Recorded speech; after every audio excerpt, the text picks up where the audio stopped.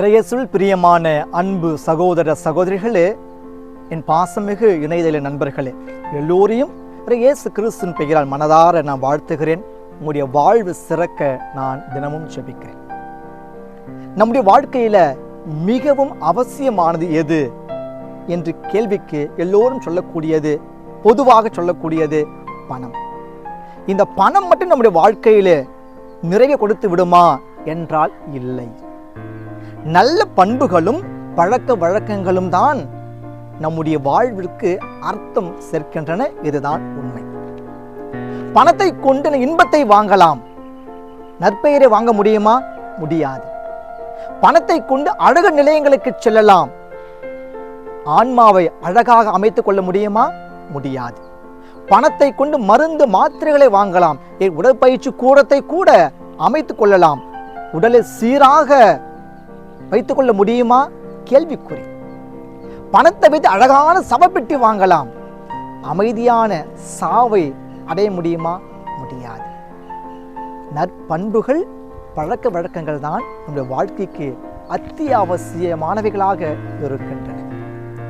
அப்துல் கலாம் அவர்கள் தன்னுடைய அண்ணனிடமிருந்து 3 நல்ல பண்புகளை கற்றுக்கொண்டதாக சொல்லுவார். 1, அவருடைய அண்ணன் தினமும் 8 கிலோமீட்டர் தொலைவு நடந்து உடற்பயிற்சி செய்வார். நடப்பது அவ்வளவு நல்லது. 2வது, காலம் நேரம் தவறாமல் உணவு உட்கொள்வாராம். நம்ம எல்லாருமே செய்யக்கூடிய தவறு இது. நேரத்தோடு உண்பது மிக மிக நல்லது. 3வது, சரியான நேரத்திற்கு திட்டமிட்டபடி உறங்கச் செல்லுவாராம். இது நமக்கு ரொம்ப ரொம்ப இன்னைக்கு கஷ்டமா இருக்குது, மிகவும் அவசியமானது. இந்த 3 வழியை நாம் பின்பற்றினால் நம்முடைய உடல் மனம் சற்று ஆரோக்கியமாக இருக்கும் என்பதிலே சந்தேகம் இல்லை.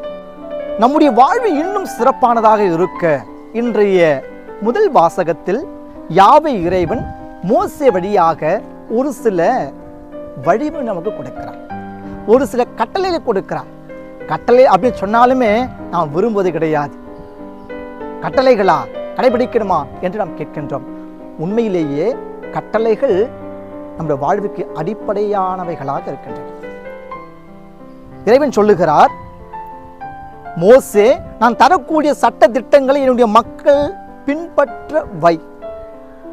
ஒருவேளை என்னுடைய மக்கள் நான் தரக்கூடிய இந்த சட்ட திட்டங்களை கடைபிடித்தால் அவர்கள் என்னுடைய மக்களாக இருப்பார்கள், நான் அவருடைய கடவுளாக இருப்பேன்.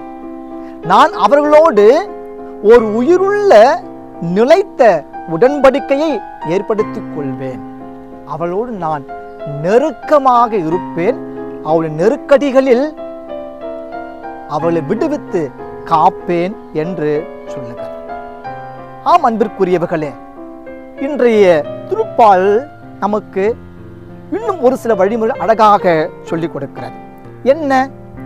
மாசற்ற வாழ்க்கையை வாழ அழைப்பு விடுக்கிறது. ஒரு நாள் நான் ட்ரெயினில் பயணம் செய்து கொண்டிருந்தேன். அந்த குருவி விற்கக்கூடிய அந்த சிறிய இனத்தைச் சேர்ந்த ஒரு சிறுமி ஒரு சில பொருட்களை விற்பதற்காக ஒரு அட்டையில் அவைகளை மாட்டி கொண்டு வந்து ட்ரெயினில் விற்று கொண்டிருக்கிறான். அப்படி வச்சுட்டு சுண்டல் வாங்கலாம் அப்படின்னு சொல்லிட்டு ஒரு 10 அடி தள்ளி போனார்.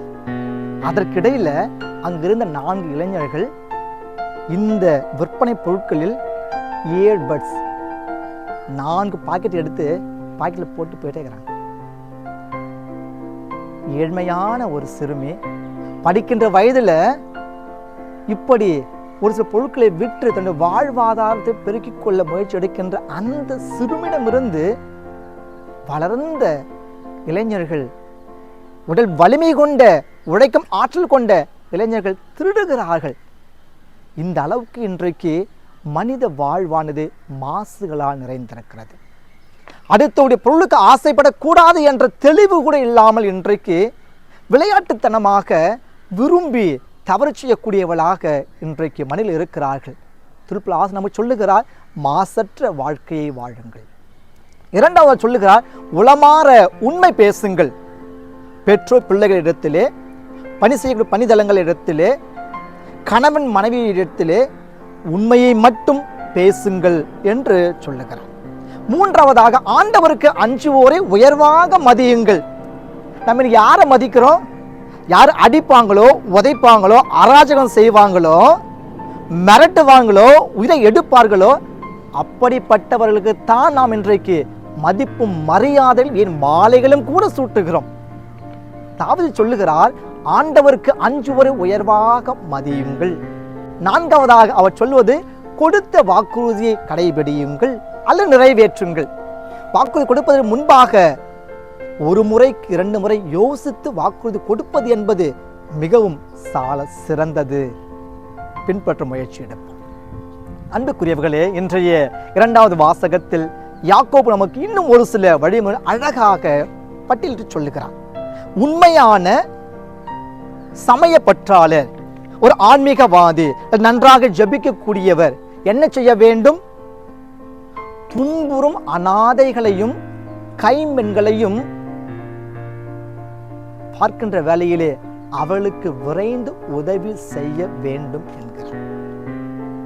யார் நம்ம கொடுப்பார்களோ அவளுக்கே நாம் கொடுக்கிறோம். யார் நம்மை மதிப்பார்களோ அவர்களே நாம் மதிக்கிறோம். யார் நம்மை வரவேற்பார்களோ அவர்களே தான் நாம் வரவேற்கிறோம். யார் நம்மை உயர்த்து பேசுவார்களோ அவளோடு தான் உறவு பாராட்டுகிறோம். ஆனால் யாக்கோபு சொல்லுகிறார், ஏழைகள், அநாதைகள், கைம்பெண்கள், கைவிடப்பட்டவளோடு நெருக்கமான உறவில் இருங்கள். அவளோடு உறவில் இருக்கின்ற வேளையில் கூட கரைபடாத வாழ்க்கையை வாழுங்கள். இன்றைக்கு நிறைய நபர்கள் நிறைய தருணங்களே உதவி செய்வதாக சென்று சிறு உதவி செய்த பிறகு உதவி பெற்ற அவர்களை அடிமைகளாக பயன்படுத்துகிறார்கள். தன்னுடைய ஆசைக்கு இணங்க வைத்துக் கொள்கிறார்கள். இது மிக மிக தவறு, தவிர்க்கப்பட வேண்டியது. அன்புக்குரியவர்கள், இன்றைய நற்செய்தி வாசகத்தில் இயேசு கிறிஸ்தவம் என்ற மார்க்கத்தை கொண்டு வந்தவர் மரபொலை கடந்து அன்பு செய்ய அழைக்கிறார். நற்செய்தி 3ஆம் அதிகாரத்தை நாம் பார்க்கிறோம். துணைக்குளம் செல்கிறார், நற்செய்தி அறிவிக்கிறார். அங்கு கை சூம்பிய ஒரு மனிதன் இருப்பதை பார்க்கிறார். ஓய்வு நாளில் இயேசு இவர் குணப்படுத்துவாரா, இவர் மீது குற்றம் கண்டுபிடிக்கலாம் என்று பரிசேயர்களும் சதுசேயர்களும் மறைநூல் அறிஞர்களும் திட்டமிட்டுக் கொண்டிருந்த வேளையில் இயேசு என்ன செய்கிறார்? எழுந்து நடுவே நில்லும், உனது கையை நீட்டும், நான் விரும்புகிறேன், நீ நலம் பெறு என்று இயேசு நேரம் காலம் பார்க்காமல் மரபுகளை கடந்து மனித காக்கும் மகாத்மாவாக இயேசு செயல்படுகிறார். அதே போல லூக்கா நற்செய்தி 10ஆம் அதிகாரம் 25ஆம் வார்த்தையிலே நாம் பார்க்கிறோம். எருசலேமிலிருந்து எரிகோ செல்லக்கூடிய வழியிலே ஒரு மனிதன் அடித்து நொறுக்கப்பட்டு உயிரோடு போராடி கொண்டிருக்கிறான். அந்த வேளையிலே குருவான சொல்கிறார், நேரமில்லை, தொட்டால் தீட்டு என்று திரும்பி சொல்கிறார்.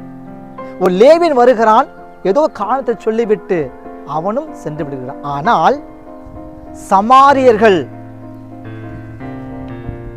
ஏழைகளாக, தீண்டத்தகாதவர்களாக, பாவிகளாக கருதப்பட்ட அந்த சமூகத்தில் இருந்த ஒரு மனிதர் துன்புறுகின்ற மனிதனை பார்த்து என்ன செய்கிறார்? நெருங்கி செல்கிறார். ரத்னத்திலிருந்து அவரை தூக்கி எடுக்கிறார், துடைக்கிறார், அவர் மீது பரிவு கொள்கிறார். தன்னுடைய சொந்த வாகனத்தின் மீது அவரை சுமந்து செல்கிறார். சாவடியில் அவரை அமரச் செய்து அவருக்கு மருந்து மாத்திரைகளை கொடுத்து உயிரை காக்கும் ஜீவனாக அவரும் மகாத்மாவாக செயல்படுகிறார்.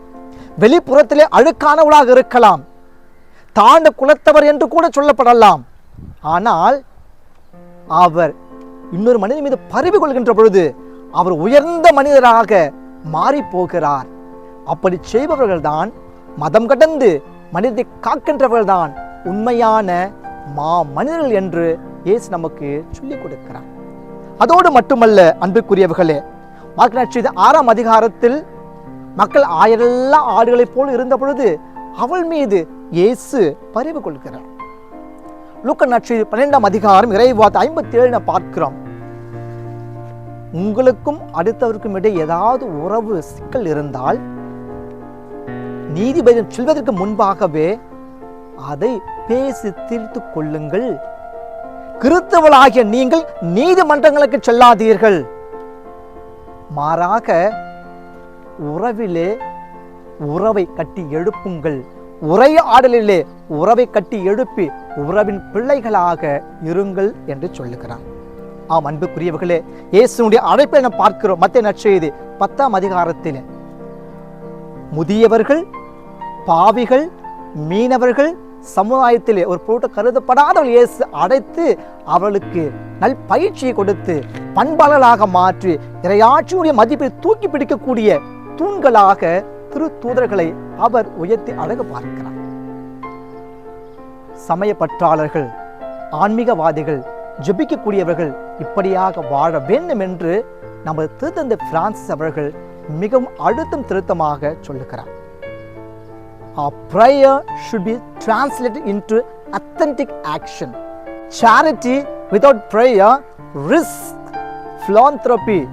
Soon it will be exhausted. நன்மைகள் செய்யுங்கள், அதே வேளை ஜெப வீரர்களாகவும் இருங்கள். நன்மை மட்டுமே செய்யக்கூடியவர்களாக நீ இருந்தால், ஜெபிக்க மனமில்லாமல் இருந்தால், நன்மை செய்வதற்கான ஆற்றல் உங்களில் குறைந்து போகும், வறண்டு போகும், வெறுமை ஏற்படும். எனவே ஜெபியுங்கள், தியானியுங்கள், நன்மைகளை செய்யுங்கள்.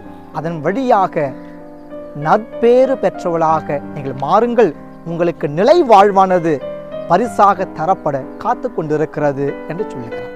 எனவே அன்பர்களே, ஜெபிக்க நேரத்தை செலவிடுவோம். அதே வேளையில் சாதி, மதம், இனம், நிறம், மொழி கடந்து நன்மைகள் செய்ய, உறவை வளர்க்க, உயிரை கொடுக்க துணிந்திடுவோம். நல்வாழ்வு பெற தன் உயிரை கொடுத்த இயேசு கிறிஸ்து நம்மையும் நம்முடைய முயற்சி நிறைவாக ஆசீர்வதிப்பாராக.